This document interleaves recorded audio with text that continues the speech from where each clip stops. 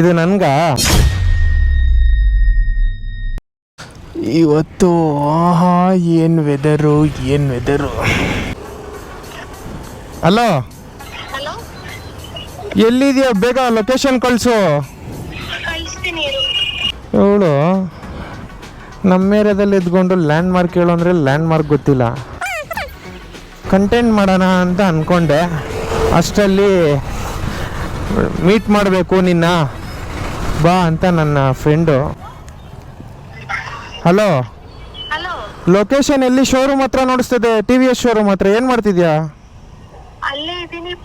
ಎಲ್ಲಿ? ಓ, ಏನು ಗೊತ್ತಾ, ಇವಳು ಕನ್ನಡ ಬೇರೆ ಬರಲ್ಲ, ಆದರೆ ಕನ್ನಡ ಮಾತಾಡ್ತಾಳೆ. ಆಹಾ, ಮಕ್ಕಳು ಮಾತಾಡ್ದಂಗಿರುತ್ತೆ ಕನ್ನಡ. ಅದಕ್ಕೆ ಇವಳನ್ನ ಫ್ರೆಂಡ್ ಮಾಡ್ಕೊಂಡಿದ್ದೀನಿ ನಾನು. ಏನು ಸಮಾಚಾರ? ಕರೆದಿರೋದು ಈ ಜ್ಯೂಸ್ ಕುಡಿಯೋಕೆ ಕರೆದಿದ್ದು ನನ್ನ? ಹಾಂ, ಹೇಳು, ಏನು ಸಮಾಚಾರ? ಕೆಲಸ?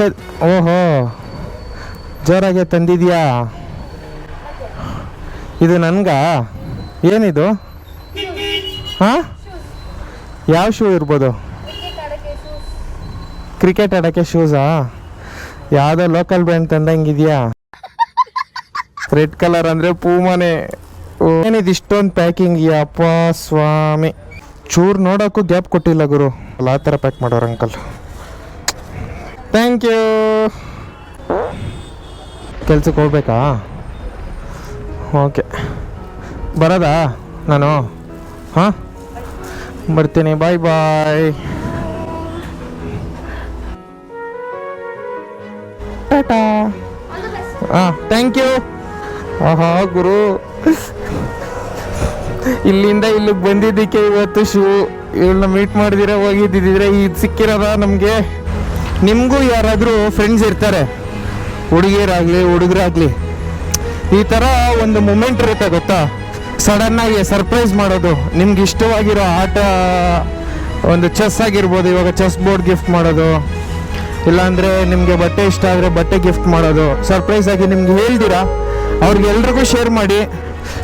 ನಿಮ್ಮ ಫೀಲಿಂಗ್ಸ್ನ ಹಂಗೆ ಸ್ವಲ್ಪ ಕಮೆಂಟಲ್ಲಿ ಹಾಕಿ. ನಾನು ಬರ್ತೀನಿ.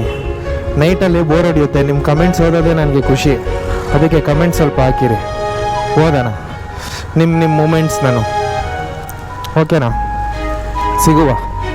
ಟಾಟಾ.